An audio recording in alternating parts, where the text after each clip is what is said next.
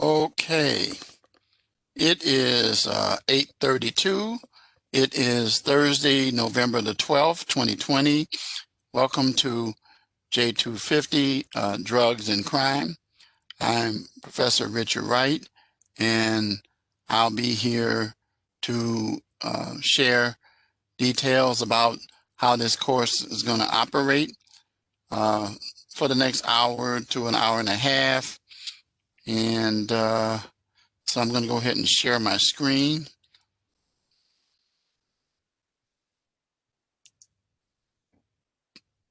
Okay. Well, as you can see, this is me. My name is Richard Wright. There's my phone number there. That phone number is to this right here, which is my cell phone that goes everywhere with me. And that I'm going to give you the point that students can feel free to call me, text me, or email me any hour of the day, except the 25th hour of the day. I'll let you figure that one out. When you do text me, please be sure to include your name, the course you're in, and what it is that you want. And I'll be able to either call you or either text you back. A lot of times I'll text you back because it's better to talk to you about the issue. And of course, if something is very urgent, it's probably better to text me or call me than to email me. And you can email me in the course email, or you can email me in my personal email, which is in the actual student lounge on that page that I talk about myself and my family. And then you also will find the regular email for this school, richard.wright2@rasmussen.edu, or you can use without the number 2, and I'll still get it either way. So anyway, it's important for you to realize that's how you can communicate with me. I'm one of the easiest professors to communicate with in this entire school. The next thing I want to talk about is notice the capitalization of rubrics. Rubrics are so important. Now, this course has undergone a change. This is the first time I'm teaching this course with the new processes. And so when I was setting it up, I realized that they made some major changes, particularly as relates to the assignments. So the rubrics are also different from the rubrics that we used to have here. And we're going to talk about that today. But it's very important for you to follow the module details and the rubric in each of these weeks. APA is so important that we provide so many resources throughout this class. And also there are other resources that are available, and I'm going to share them with you. But it is important for you to recognize that we are operating under 7 now, APA 7th edition, and to recognize that there are some changes from those of you who are familiar with the 6th edition. And actually, I think it's really easier.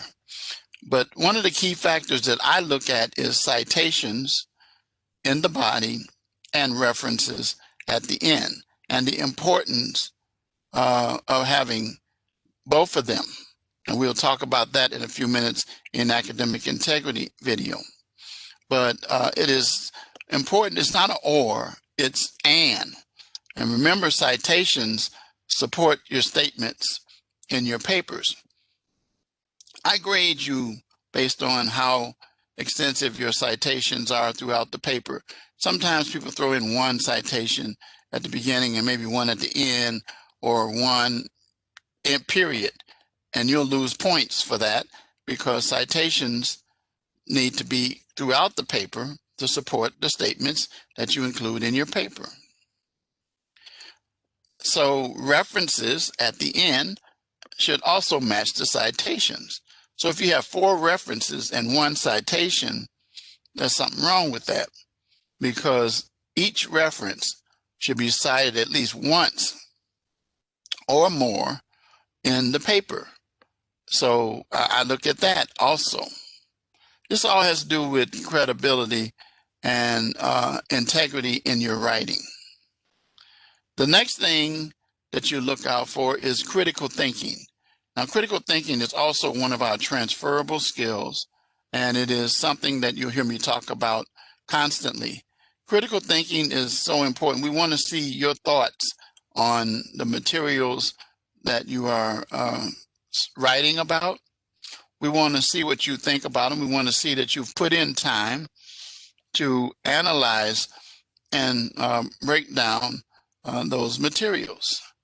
And so it is very, very, very important for you to take the time to put some thought in it after you've conducted your research about what you say.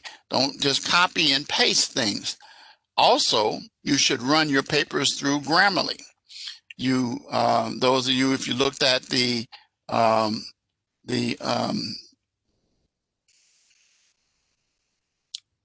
Rasmussen has a app, and if you look at the Rasmussen app today, it has one of the issues in the line that I saw was about, and I don't see it now, but it was about the Grammarly and how important Grammarly is. And to that end, you have a Grammarly account that you can utilize. You can check that by checking the resources tab, which is on the side. It used to be at the top, but now it's over here. If you click on resources, it tells you about a number of things. Tutoring tells you about webinars that are taking place that will help you. It talks about how to research things, APA guide, APA academic writer, quizzes and tutorials that can help you, paralegal blue book that many of you won't use, the Grammarly, how to set up your Grammarly account. If you click on this, it will open up and it will explain to you how to do Grammarly. You each have a Grammarly account based on the fact that you are here at Rasmussen. So you have that already. And then your Noodle tools for formatting, your writing guide, and so forth. And then there are other tools in here as well. Okay. So you have that information. Let's go back to, whoops, what happened? Let's go back to the home page. Resend it. Oh, let's see, it won't let me. Okay, so I'll go back to this. So anyway, you can find information concerning Grammarly. So you'll deal with that as far as critical thinking. Very important, but notice rubrics are highlighted. And then this is a reiteration of the points I just talked about up here, and letting you know that you have to do research and that the sole source of your papers should not be your textbook, and that you should conduct some research. We have the library and learning resources that will help you, and you'll see that in the module that I'm going to show you as well. It's on the course homepage here too. And then all written assignments should be an APA. I already said that. And then you should have a cover sheet, and it should be double spaced. All right. So now the library and learning. Okay, I'm gonna, some reason this link is not working. So I'm going to take you so you can see it in another window. There you go. So you'll see it deals with the APA guide. It deals with, so if you look over this, it tells you about your programs, which is School of Justice Studies. We have our own guide. And if you were to click on that, it would take you to our guide as well. So then you go back, and if you wanted to see how to set up your Grammarly account, click on this. Something about APA. You can open this up, and there it leads you to that. Anything that you want is right here. New student, technical support, which, by the way, if you have any of that, you go to 24/7. At the bottom of every page, you will find, not in here in the resource, but in every page for assignments and in your module, you'll find the way to reach and get your technical support. And that technical support is PSC, 24 hours a day. And they're there to help you 7 days a week. They don't even take off for holidays. There's a writing guide. So all the tools that you need, how to get in touch with a librarian, and if you need help and you're a new student, those kinds of things. So it's very, very, very, very, very important. Okay. So we come back and let me log back in because it kicked me out. There we go. So we go back to drugs and crime, and we go back to the course homepage. So we're moving that. And then there are various articles, things about helping you with tutoring. These links do work, how to connect with a tutor. And then tutoring is not just for people who are in trouble, but it can help you also. We have very good student tutors here. These are A and B students. They've been specially trained in topics like Grammarly. And by the way, if you submit your papers and you don't run your papers through Grammarly, you might lose points because of the fact that I will allow up to 25%. If it goes beyond that, I will give you a hit and take the percentage that it tells me off of your grade. So if it's 25%, I'll take 1/4 of your grade off. But if it's above that, then above 25%, then that's when I start doing it. But so it's 26 and above. If you're under that, even though a lot of professors do it with even less, I'm not like that. Okay, I'll give you a break there. Critical thinking video, we already kind of talked about that. Your rubrics, every written assignment has the rubrics, and we will go over that. There is a generic rubric for discussion posts, and it works very simply this way. Your idea for perfect is to get up here and to deal with detailed analysis, and that it's made on time as well.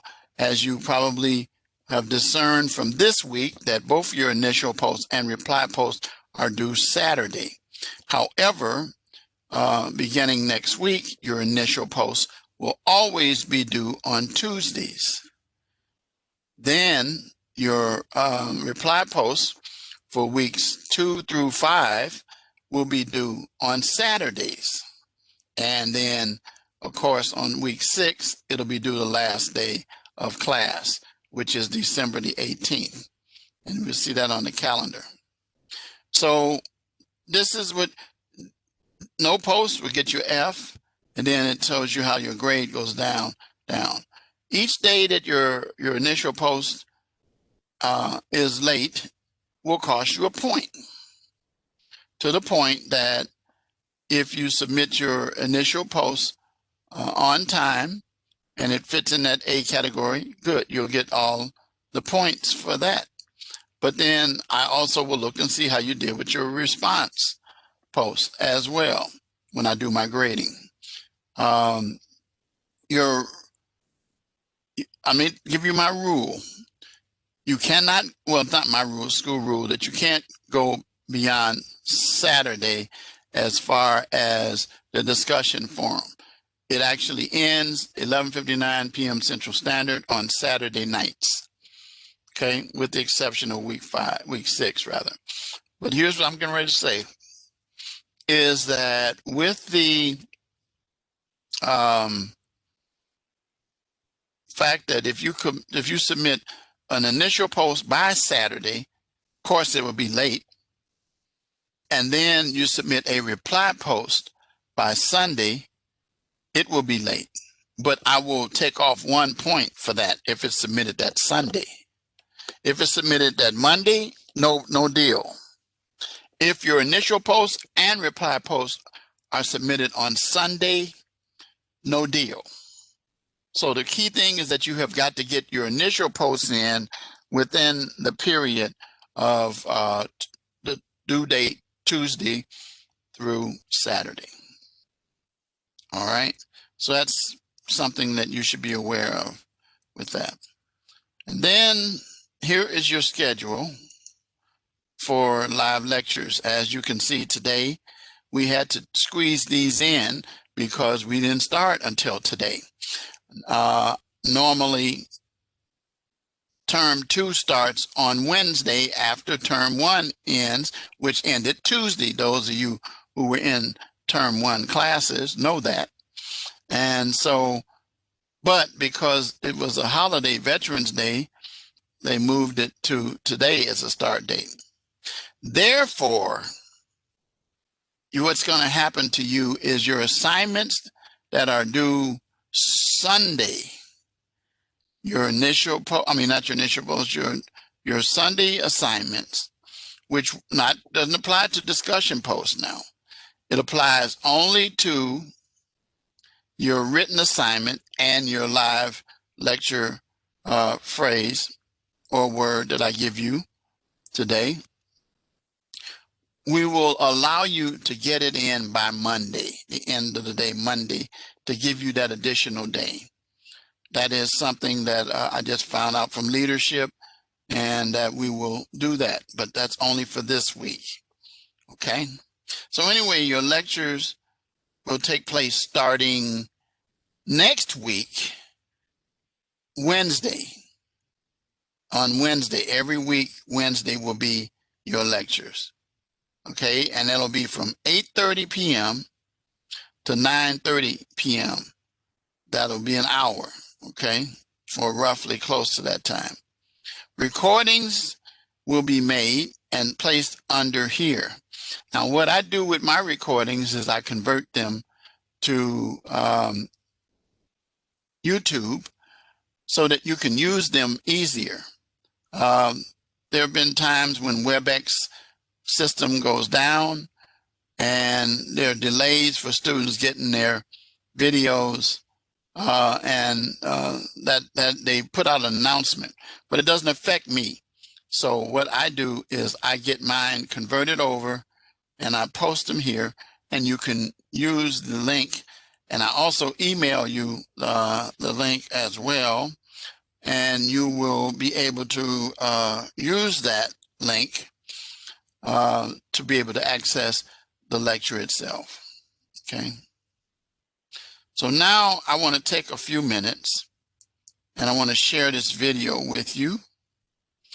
And I'm going to take off my headset so you can hear it.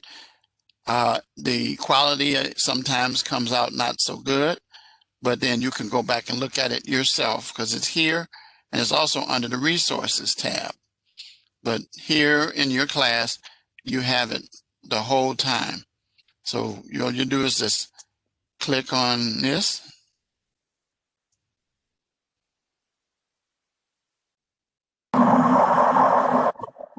I will start it. And it also has closed caption on it as well. Okay. What is academic integrity? Academic integrity is making decisions in your academic life that are based on honesty, trust, fairness, responsibility, and respect. This means being honest in the work you do while respecting the work that others do.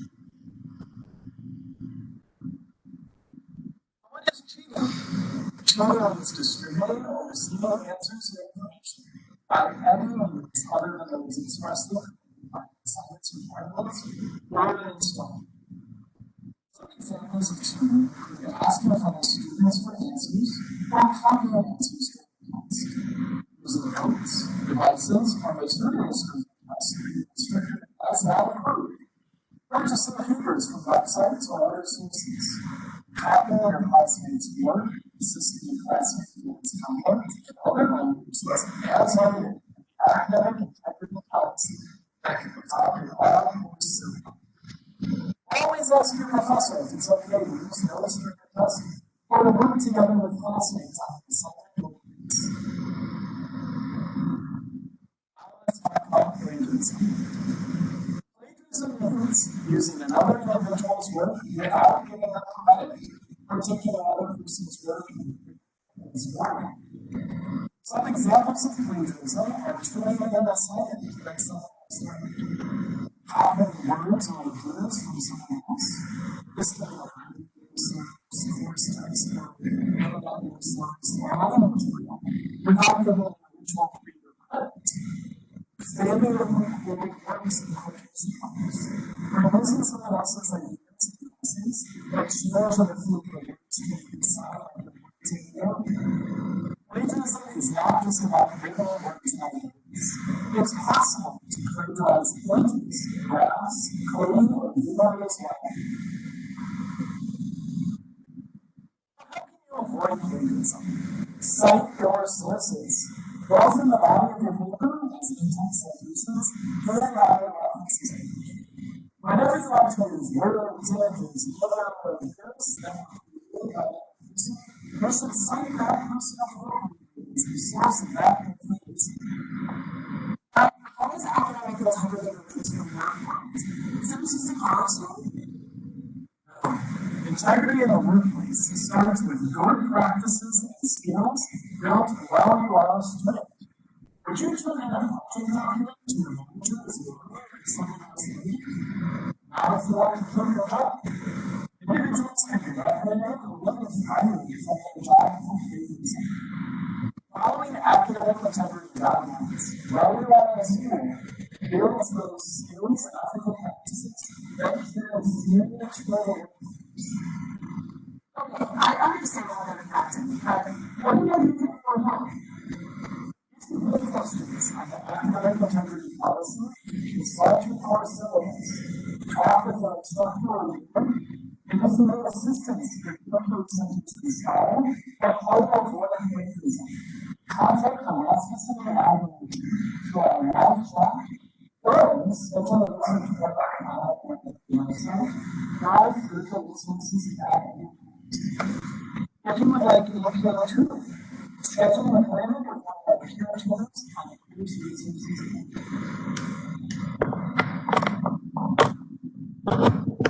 tab. Okay, so now you see why we deal with APA and citing your sources in the body of your paper. And then, as I say, running your papers through Grammarly because we're more interested in your critical thinking.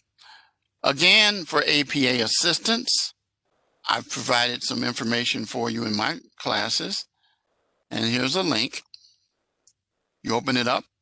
There it is. It takes you to APA and all you need to know, videos, tutorials, and dealing with in-text citations, references, and how to do all of them properly so that you maximize your grade. So you want to make sure that you learn how to deal with that. Okay? So it's very, very, very, very important. All right. Now let's close this. Let's see if we can. I don't want to. Oh, here we go. This is what I wanted to do. Okay. So then, make it less, is your writing process. You click on that, and it tells you your writing process. Okay, then, before we get to the week 1 announcement, the welcome announcement. which has been provided for you. Tells you a little bit more about me. And then each of these items that are highlighted are very important for you to pay close attention to. This particular announcement will be available throughout the whole course on the course homepage, but you should have read it by now. Important things like checking your announcements and your course calendar. Syllabus, we're going to talk about that in a few minutes. There is a place for general course questions. General course questions are, of course, easy to find. All you do so where you can submit a general question that anybody can answer. Don't put personal information on there. So if you go under discussions, you'll see student lounge here, which no one seems to have posted yet. Should have. And general course questions, if you have any. Then under here are the discussion posts. But that's where you would find that information there as well. All right, so with this welcome announcement, it tells you about the calendar. Your place where you'll find information that you need about due dates and assignments is your announcements, your course calendar, and also if you go on the assignment itself, it's going to show you the due date. I will show you that in a few minutes. We already talked about the resources. Okay. And then this is about today, the lecture that we're doing right now. And then starting next week, weeks 2, 3, 4, 5, and 6 will be Wednesdays from 8:30 to 9:30. Okay.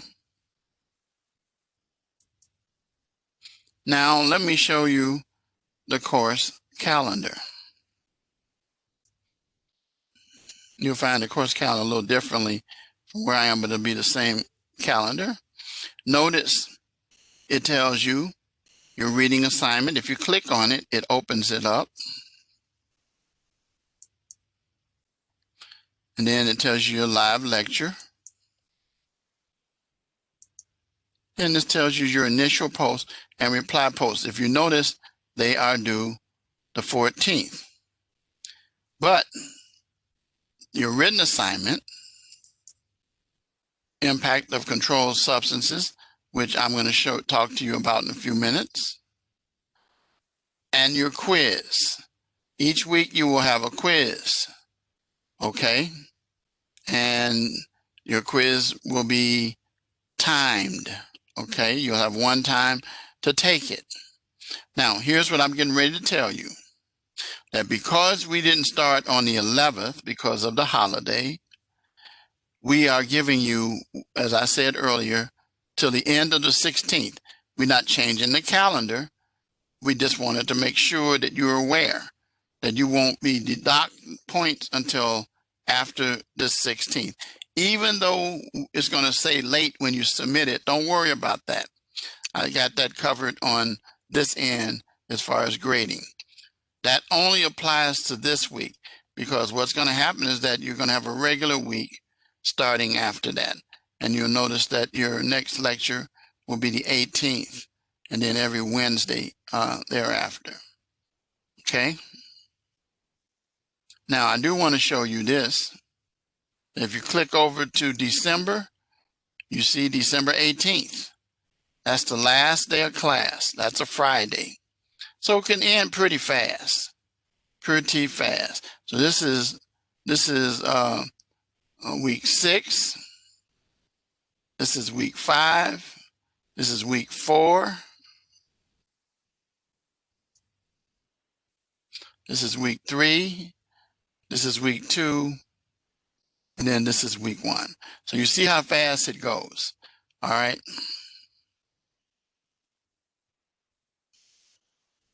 So now let's take a look at the syllabus. I want to take time to go over that. It reminds you of what I said earlier about conducting research and APA requirements.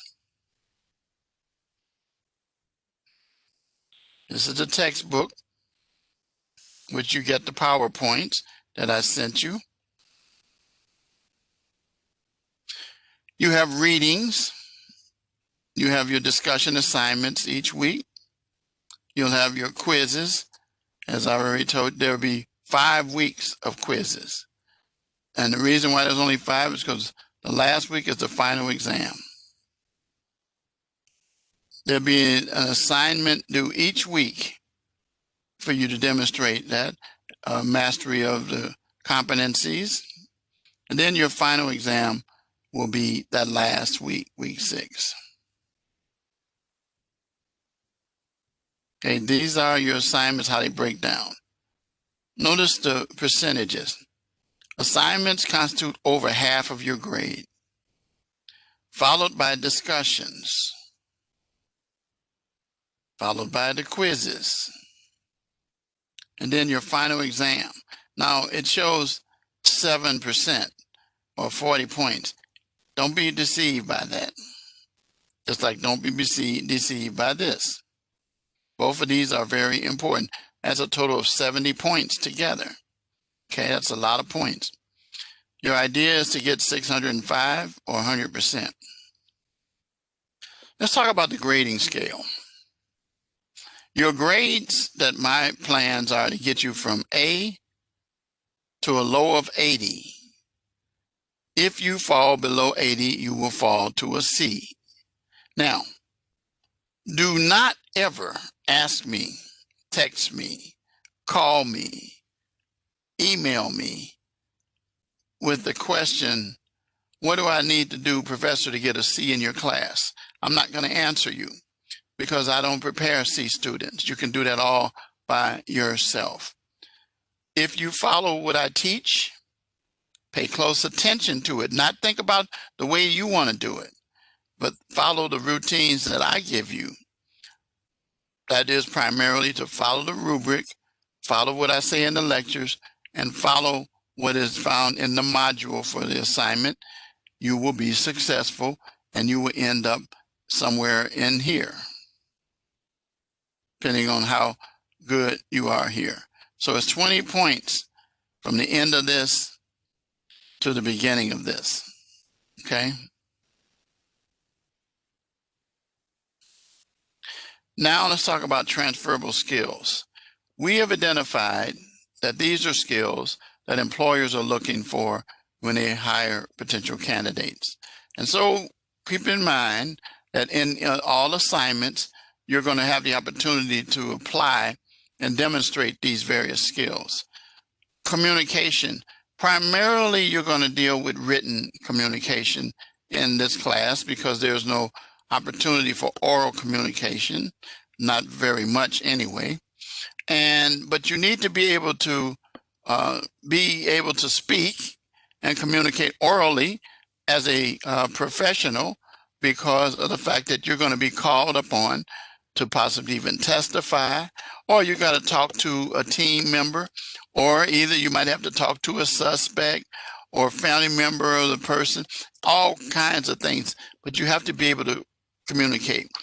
With your written communication, you need to be grammatically correct and you need to be able to put down accurate information, because many of your written documents become exhibits in court cases. I can tell you many times that I have taken people who have written reports, police reports, and I have embarrassed them on the stand because the report was either incorrect or either it had misspellings, and I use those. And I put them out, and the person will turn around and says, oh, I made a mistake. Sweet words that I wanted to hear in front of the trier of fact. Because when you make those statements like that, the trier of fact becomes leery of you, even if it's simple, and you lose your cool. And then I got you from there.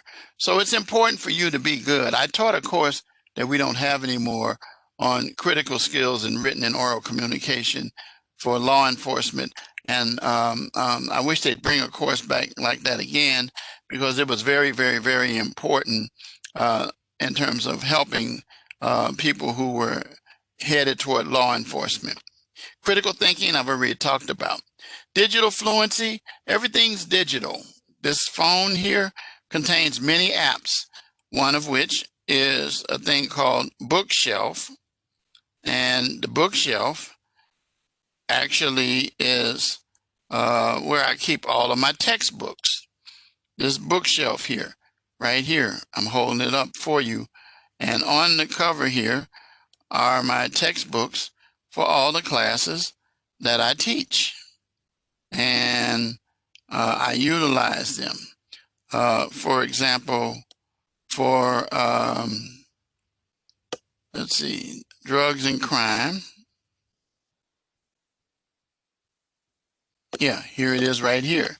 This is the textbook, and I just clicked on it, and it opens it up. So you have that. Let me see, what was that? What was that chat in there?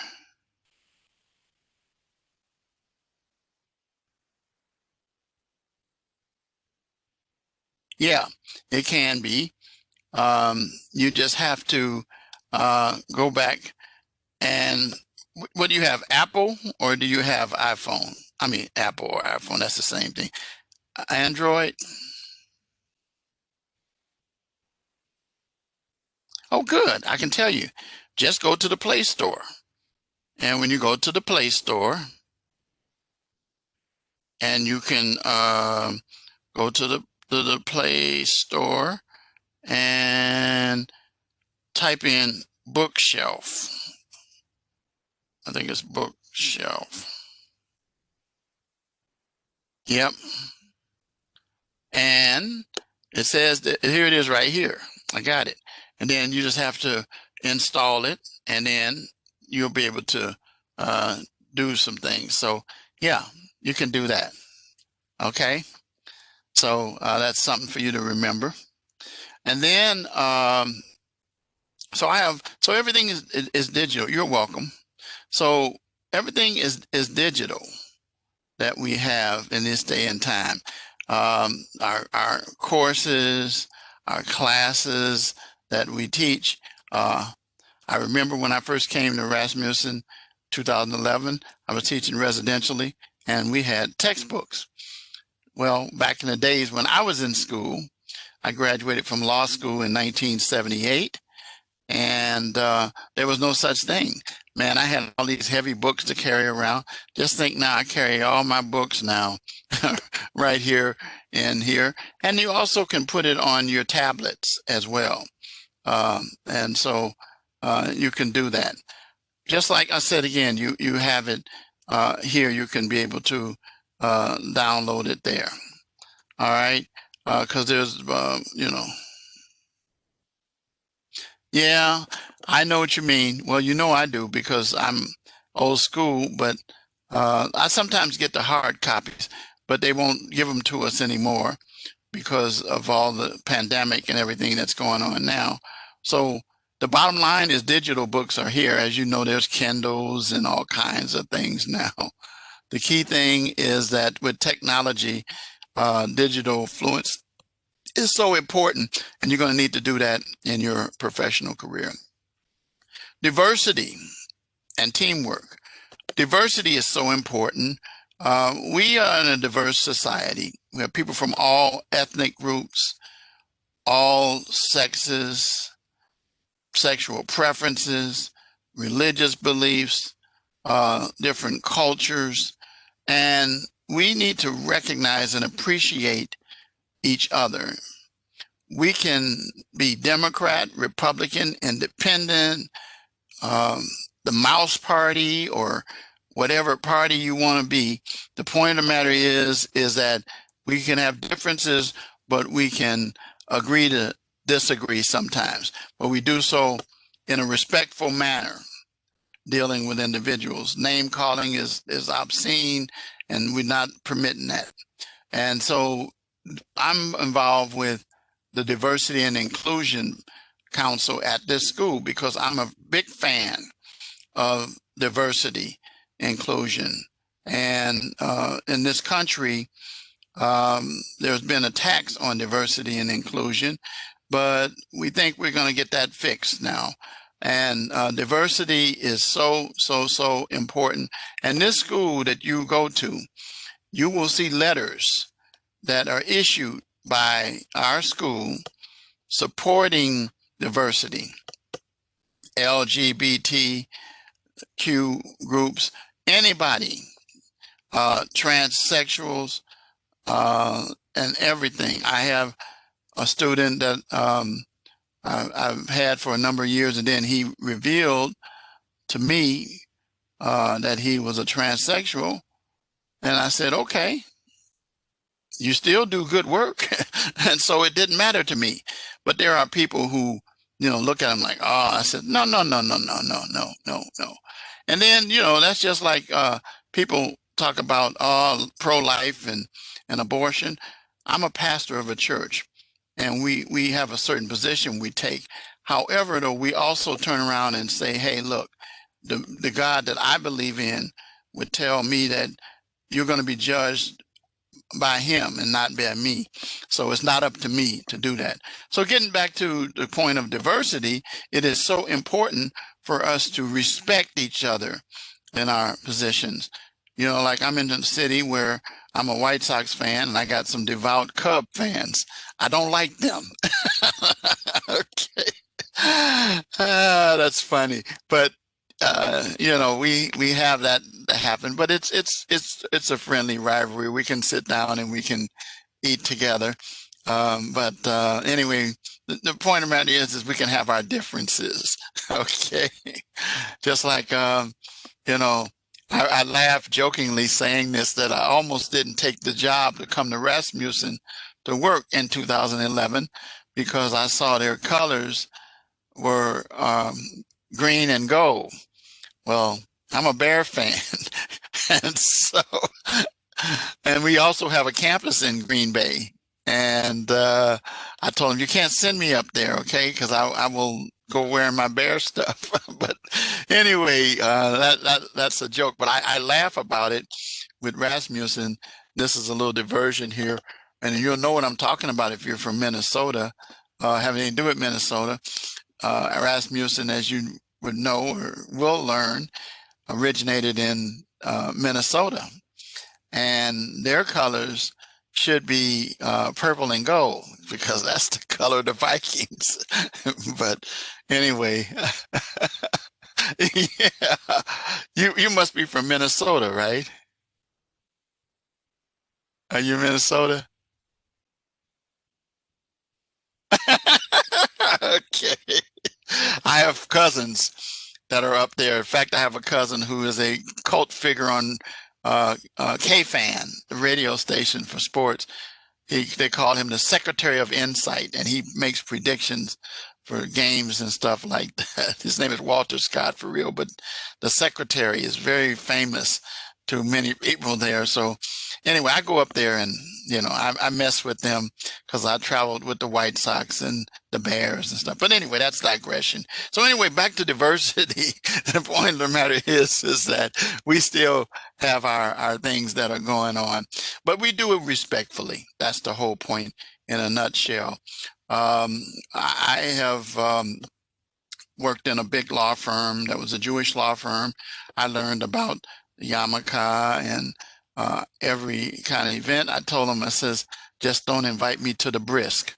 Now, if anybody knows anything about the Jewish culture for males, you don't want to be at the brisk. All right. And if you don't know what I'm talking about, ask one of your Jewish okay, so you know about that one.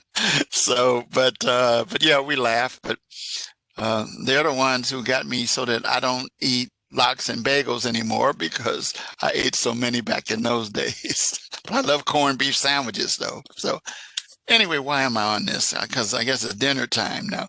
So anyway, so we have to be diverse, but we can have some fun, enjoy each other and stuff like that. Just be respectful, and we must learn that as professionals in criminal justice, especially. That's one of the issues that we are dealing with now the whole issue about BLM, Black Lives Matters, and people understanding what that means and what it's all about. Just like when I came up during the era of civil rights, and I was heavily involved in that. We had the Black Power movement, which some people thought you were radical if you said that. But I said, no, that's no different from if you're Irish, you say Irish power, Polish power, Mexican power, Jewish power, whatever. That's okay. That's a pride thing for you. So anyway, the point of the matter is that we need to respect each other. Teamwork. You're going to be working with teams of individuals, and working with those individuals, you're going to find that you need to understand that. You're going to work with forensics. You're going to work with prosecutors. You're going to work with defense attorneys. You're going to work with law enforcement. You're going to work with probation, parole, paralegals, all areas, secretaries. So everybody's going to be part of a team. In this class, the way we do teamwork is working on discussion posts together, responding to each other's comments in a nice way as well. Ethics and professional responsibility. Man, let me tell you, we are suffering in the ethical area in this country. It's sad that ethics seems to take a backseat to the truth. I mean, to lies, should I say? And I try to explain to people and students, particularly because I taught medical law and ethics, where I dealt with the medical people. I taught business students and business ethics, and then I taught ethics in criminal justice. The one thing I always reminded people is try to do things that are just and honest and fair. Don't do to someone that how you don't want to be done, or do unto others as you'd have them do unto you. Treat people, again, that's back with that dignity and respect. And also the other thing is this, is that if you are unethical as a student, which means you can violate the code of conduct, cheat on the exams, use papers from these paper mills like Course Hero and places like that, and put your name on it. I tell you a quick story. I remember when I went to school, back to school after I had my law degree. When I was 53, I graduated, I was 28. But when I was 53, I went back to school to prove to kids that you needed more than a bachelor's. And I was admitted into the University of Illinois, Chicago MBA program. My kids would run around telling everybody, my dad's in the NBA. I said, no, it's not N, it's M.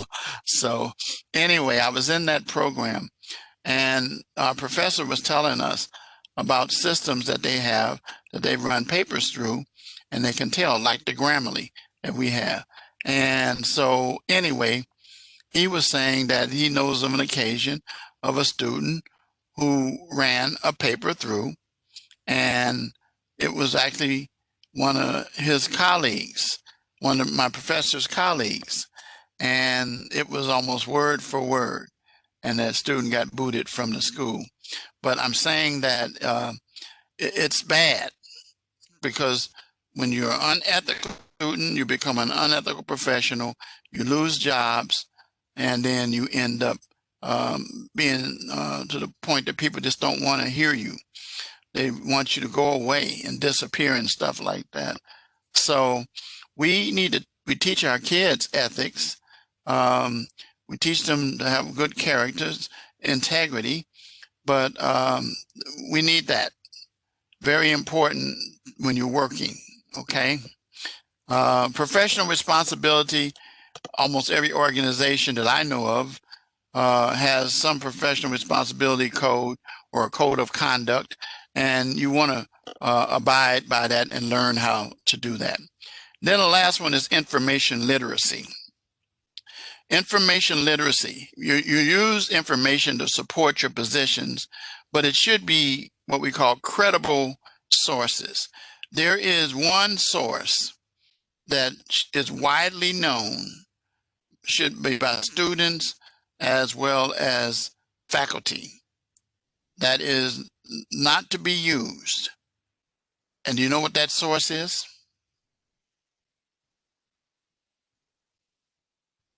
You never use it in your writings. Anybody know? You know?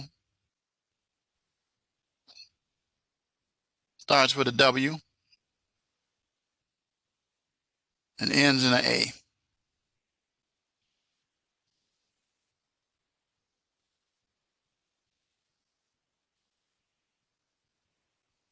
Okay, it's called Wikipedia.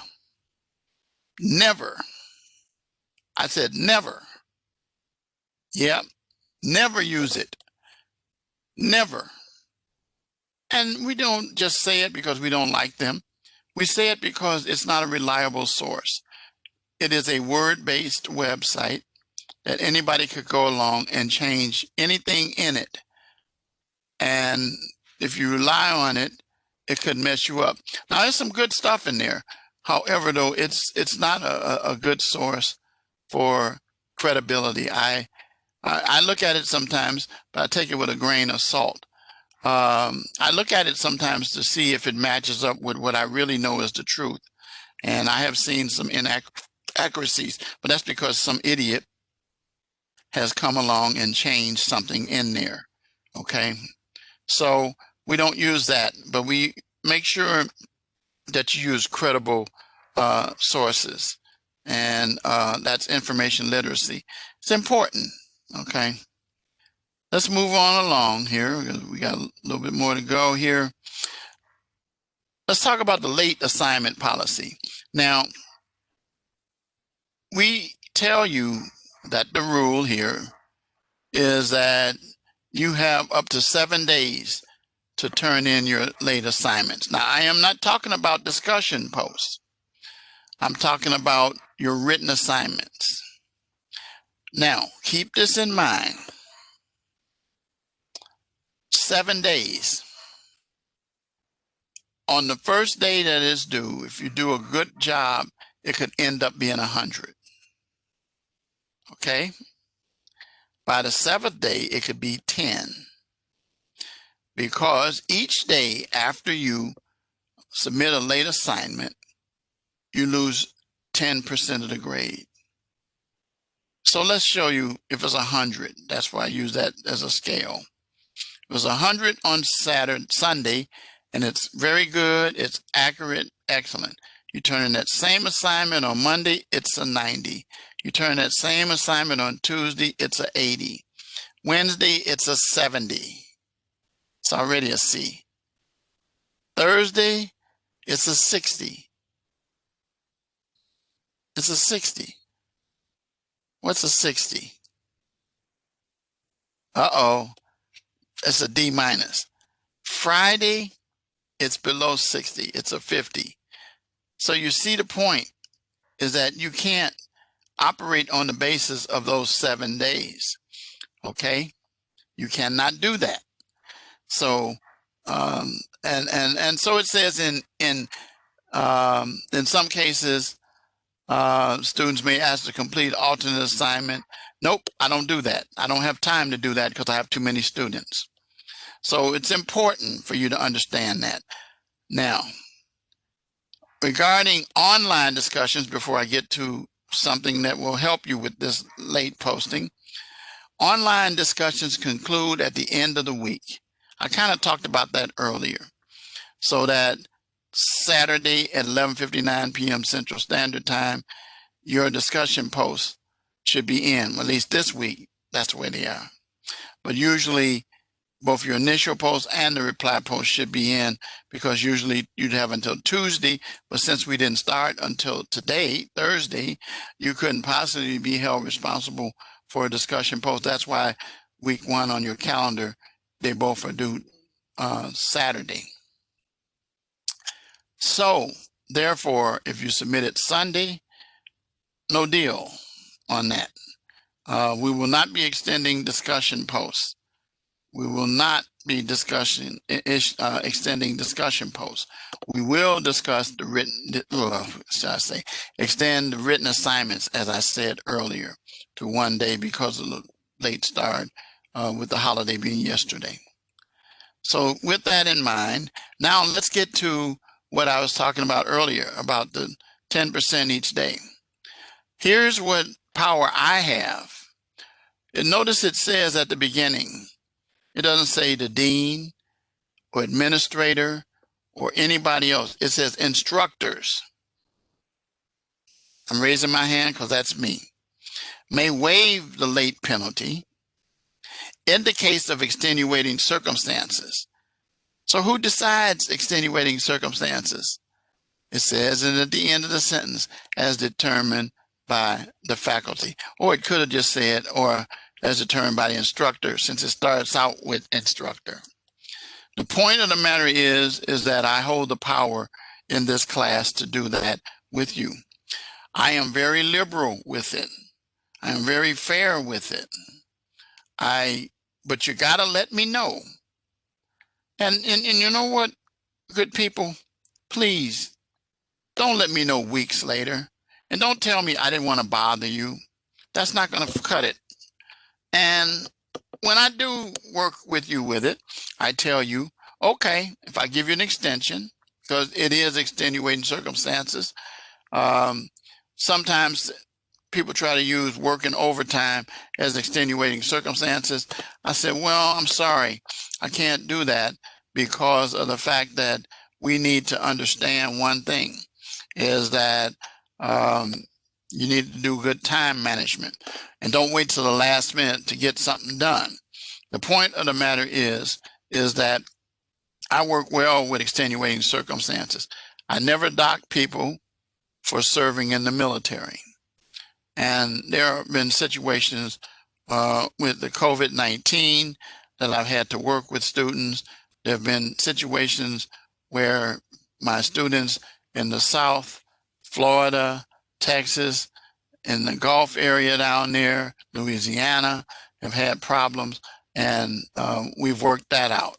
But in the normal course of things, you know, I had one student that had a situation with their computer, and it dropped and it hit the floor. Well, I worked with that student through that situation because it's because of shelter in place, because people working at home, because people at home. But in the normal course, I would have said, no, you need to go to the library or something.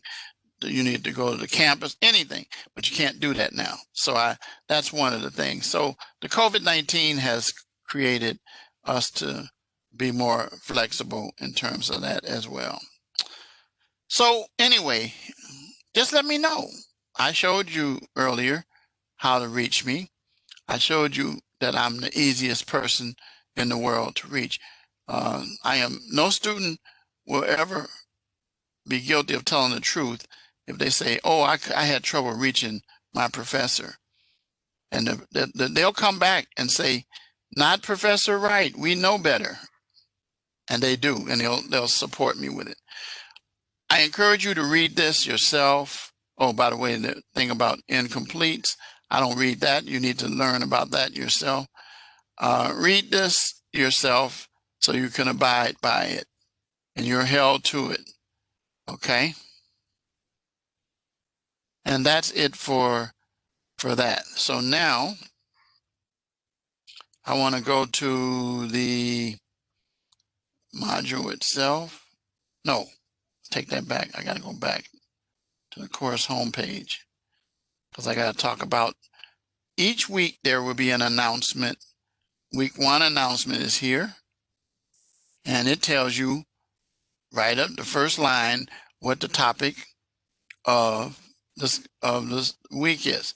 Notice that psychoactive drugs, categories and effects on the body, classification of controlled substances will be presented.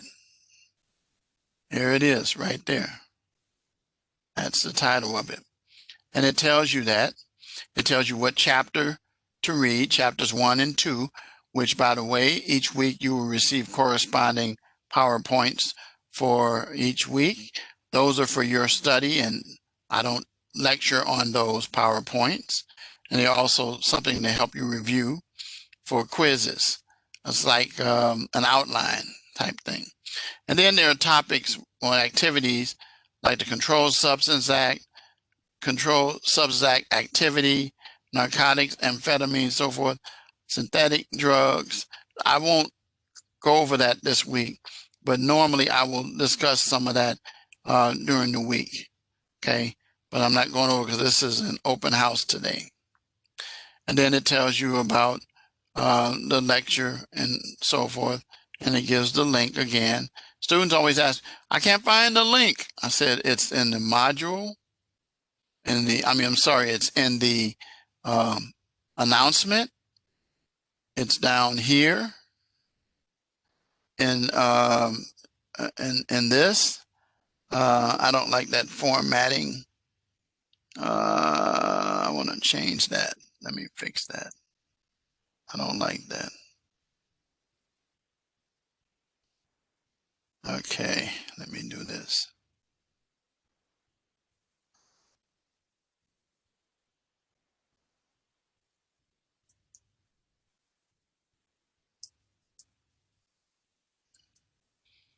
Okay, that's okay.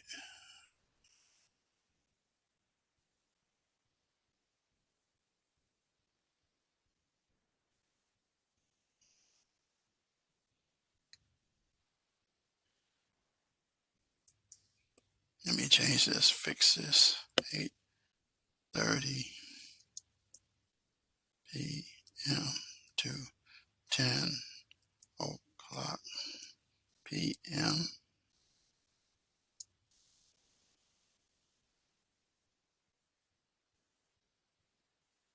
CST, comma.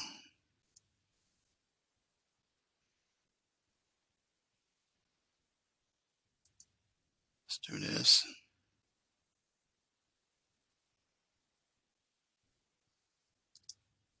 Okay, there we go. And then I move that and then hit submit. Now you saw how I edit some stuff. So there it goes. It shows that, and then so forth. So anyway, the point I was bringing to you is that it tells you the link here, and it's also in the course calendar as well. All right. So classification of drugs and controlled substance is a discussion assignment. Tells you when they're due here, which is day after tomorrow. And then your first lecture takes place right now, okay? And then it has a motto, adversity is a springboard to success. I normally discuss this during this session, but it's going to be an additional 30 to 40 minutes. I'm going to send you guys a separate link that I encourage you to listen to so that you'll learn more about your professor and why I am the way that I am today, and why I say adversity is a springboard to success. Some of you who are in this class, who've had me for other classes, know the story, but I will give it to you. You'll learn that I've had some challenges, but I didn't let them stop me, okay? So now let's get into this module 1. Now, before we get into assignments, we have this drug and course guide that has been so graciously provided to help you with the course. You click on that, there it is. And it tells you each one of the modules. It tells you about APA, the APA toolkit. Remember, you saw this, something like this before. Remember that? And so we have that there. So I didn't mean to go out of it. Tells you about weekly discussions, tells you about videos, and you can just hit that to make sure your Adobe Flash is operating, and why mine is okay.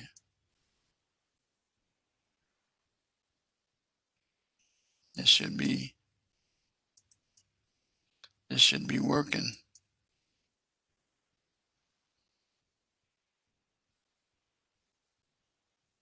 I don't know why it's not. It's a whole lot of new stuff going on here.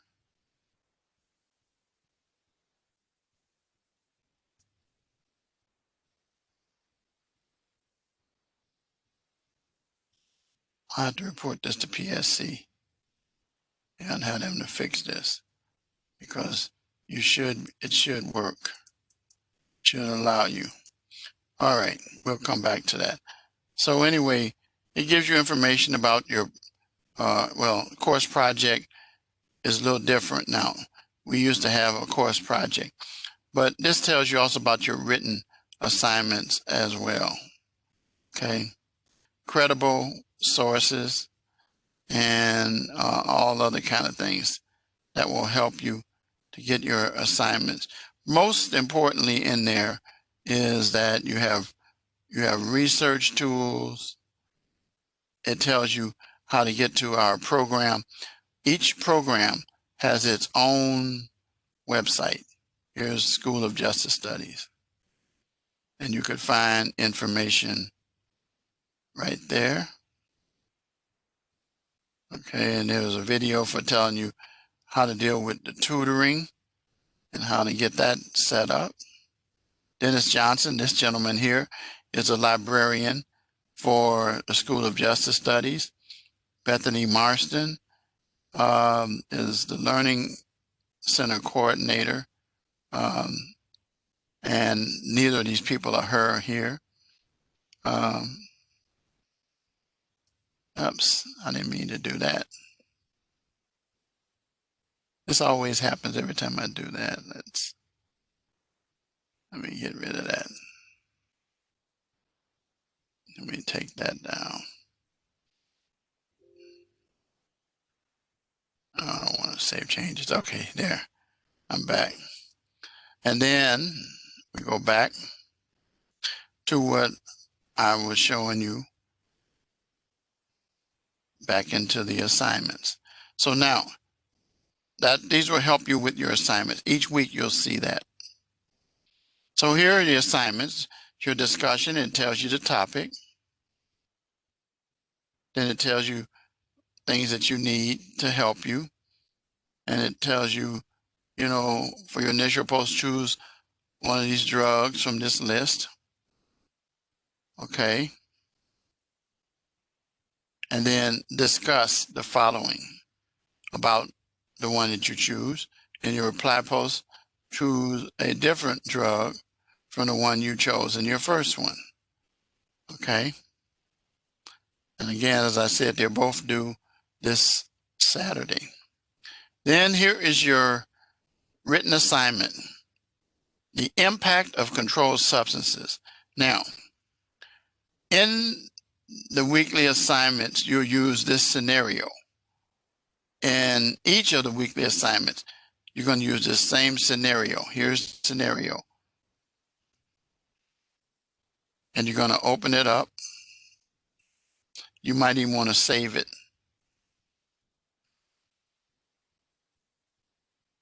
Here it is. I'll put enable editing. Okay. Here it is. This is the scenario. Okay. Okay. So here it is. And this is what you want to save. Okay. All right. So you're going to remember this for each of your assignments. So you might want to, like I said again, I would do this. I would take it, save it as, and this is what I do. Put it on my desktop. And then I have it there. You can also change it over to a Well, I know I can anyway. I don't know if you can. But anyway, save it. And so now I can show you.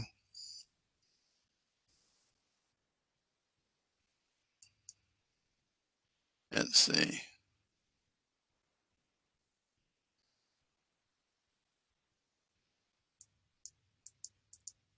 Let's see, it's not doing it.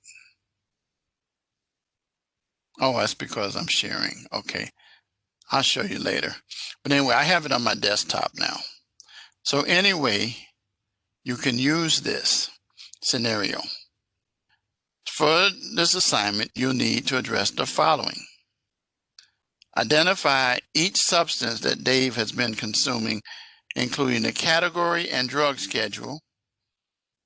Describe the social impact of Dave's drug use. Explain the biological and psychological effects of Dave's drug use. Now, provide at least one credible source. Okay. Use professional language with grammar and so forth. And in a 2 to 3 page paper. See, it got to be, if it's not 2 to 3 pages, you're going to lose points. If it's 1 page, 1.5, and it needs to be double spaced.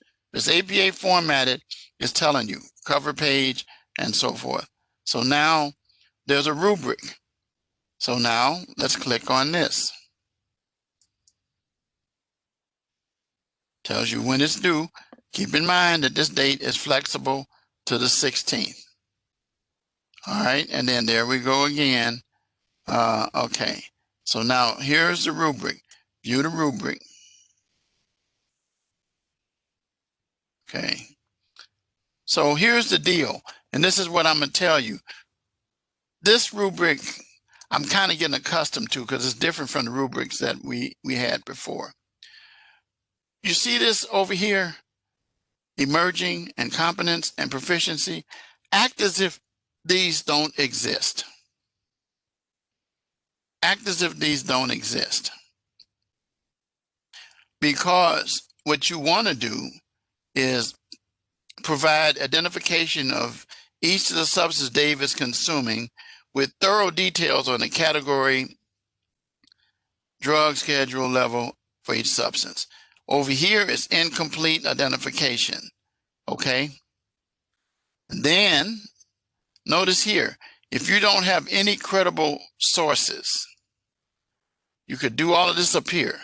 When you get to the credible sources, you can only get the 7. You can lose half of your points by not having that credible source. Missing supporting details from credible sources. So you want to have credible sources with thorough details from credible sources. Very important. The biological effects, again, credible sources for that as well. Now I said with just one, but remember within each category, you want to make sure that you cover that in your paper. Sometimes it's the same one. Psychological effects.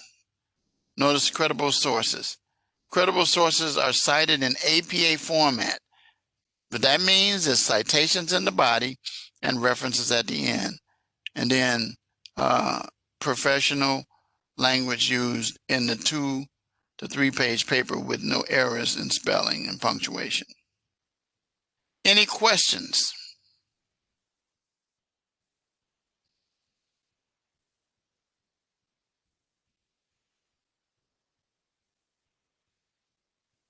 Okay, so remember the fact pattern is what you're going to be using. All right, we'll discuss next week when we come to next week. All right, so the key thing is that I try to stress to my students is get that rubric, but act like again that these don't exist. You don't want to be emerging because you only get, look how many, look at the difference between points and emerging. 5 points you lose here. 7 points you lose here. 7 points you lose here. 7 points you lose here. 3 points you lose here. 3 points you lose here. So can you lose 6, 13, 20, 27,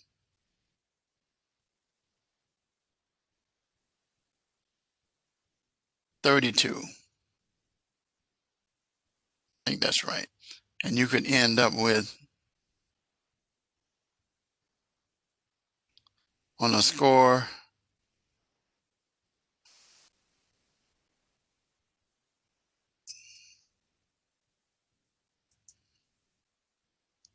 you could lose half your points, 28. You can end up with something like that. You don't want that because that's not going to be a good grade. All right. So that's why I'm encouraging students to do that. Very, very, very important. I promise you there's going to be students that didn't listen to the lecture, didn't pay attention to what I'm saying. I'll be talking about this every week. Your quiz, 30 minutes. I think you have, I think I know how many questions, but I cannot tell you. I'm not supposed to.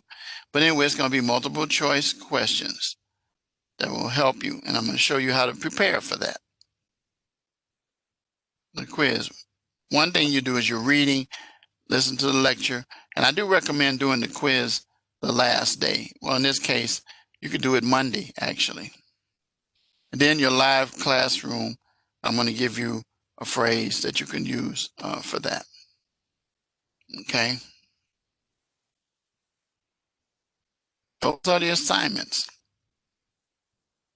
All right, so now when I do the lecture, I go over this and I talk about the Controlled Substance Act, the Controlled Substance Act activity, which will help you, narcotics, such as amphetamines, cocaine, and marijuana, synthetic drugs, the transferable skills. We've already talked about that. And then these are the assignments here. So dealing with the Controlled Substance Act, you're going to look at this. It started in 1970, before you guys were born, most of you anyway. I don't think I have any students that were born for that because I was 20 at that time. And so it tells you about the different drugs, the schedules that they set out for these various drugs. And they tell you about websites that can help you. And the Title 21 of United States Code. So what that's the federal statute for all laws in the United States. So if you clicked on this, it explains it.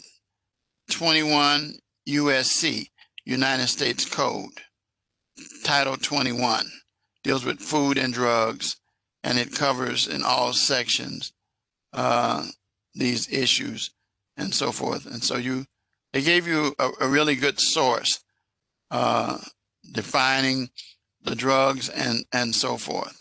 So it's good information that they gave you to help you. The schedule, it lays out what the schedule of what drugs, Schedule 1 drugs, Schedule 2 drugs, 3 drugs, what fits within it. Then it goes down and it names some Schedule 1 drugs. If you go all the way down, there's a bunch of them. Okay. And what's interesting about what's happening with the Schedule 1 drugs is, and I don't see it in here because I know it was being moved out, but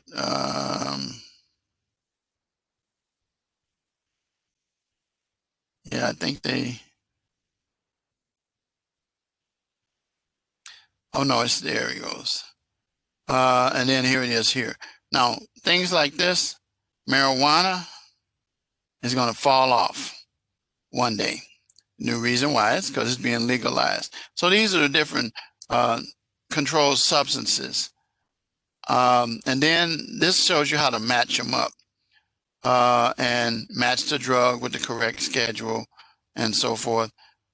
Schedule 1. So you do that.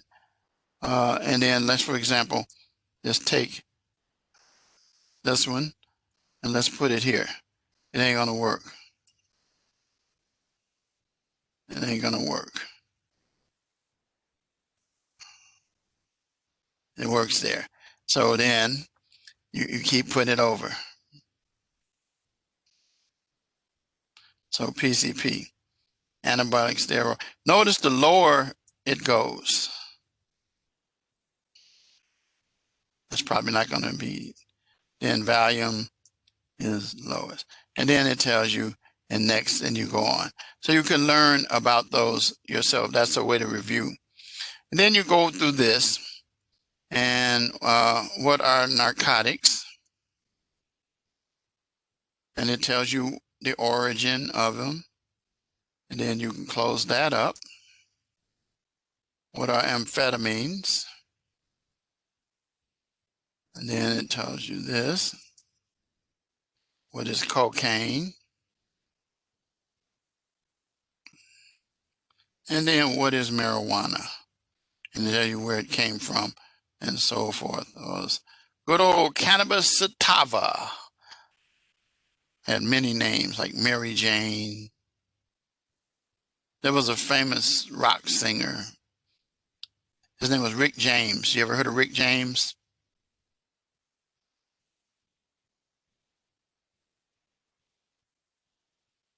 You did? Oh, the Chappelle Show. Yeah. Well, I actually had a chance to interact with the real Rick James, and he wrote us, and because I was a lawyer for a club in Chicago, and Rick James did a concert in Chicago, and they had an after party at the club. So I had a chance to sit with him and his girlfriend at that time, a young lady by the name of Tina Marie. And Rick James, at the concert, they had two giant joints on each side of the stage. They weren't really, but they were like that. And there was smoke going up and everything and all of that stuff. But anyway, what I was going to tell you is that he had a song that he wrote, and the name of the song was Mary Jane. If you Google it, you'll know what I'm talking about. I think David Chappelle did the mockery of that one there, but Mary Jane was not. It was a candy named Mary Jane, but no, it was marijuana that it was about.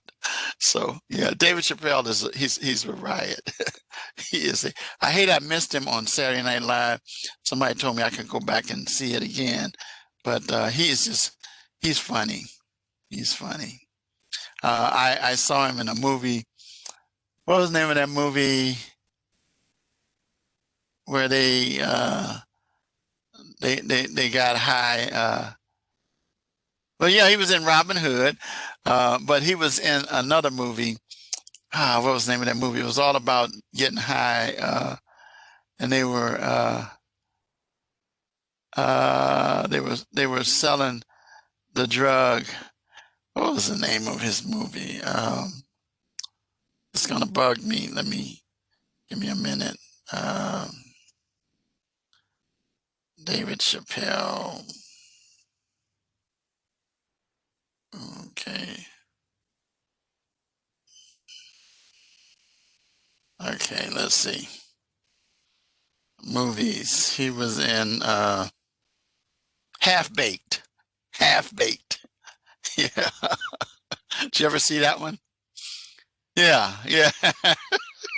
And they had the funny part, they had a dude named Stephen Wright, who's kind of bald head, bushy hair, and he was the dude on the couch. You remember in the movie? Oh God, that was a hilarious movie as well. But he was in a lot of movies. But yeah, Robin Hood, Men in Tights. That's the one you're talking about. That was hilarious as well. But he's a funny character anyway. So marijuana. And so then synthetic drugs. And these are drugs that are made in labs, and they're bath salts and spices called. These are what we call, you can find these at gas stations, look like candy, and people can buy them and so forth. You go to those hookah shops, where you can get high and stuff like this. They got all kinds of stuff now. And then they lace these things with all kinds of things that send people on trips. So anyway, you can take a look at that as well. And then we've already talked about this. We covered this. Here's a video if you wanted to look at it, and it tells you about transferable skills. And I'm not going to show you it all the way, but you can take a look at that. Transferable skills. And skills that will help you succeed in college and in your career. At Rasmussen College, we have identified 6 transferable skills that will be taught and emphasized in all programs. Well, anyway. In this course, you will apply transferable skills throughout your course project. Okay, I'm not going to stay on it, but that's we already covered it. But if you want to go back and look at it, you can look at that too. Then we have that's it. That's all we got. So that's all I have for today, and I will be sending you the video. This weekend I'll be putting together about myself so that you will learn some things about me dealing with adversity as a springboard to success. Again, I remind you that our next lecture is not until next Wednesday. And remember that your assignments that say that they are due on Sunday are actually due on Monday. So, you know, there will be people already. Can I get an extension to Monday? Okay. Look at the lecture. Okay. And then you'll see the answer to that question. So then they'll ask, can they get an extension to Tuesday? And I'm going to say, well, you know, there's a whole lot of issues that are involved with this. So,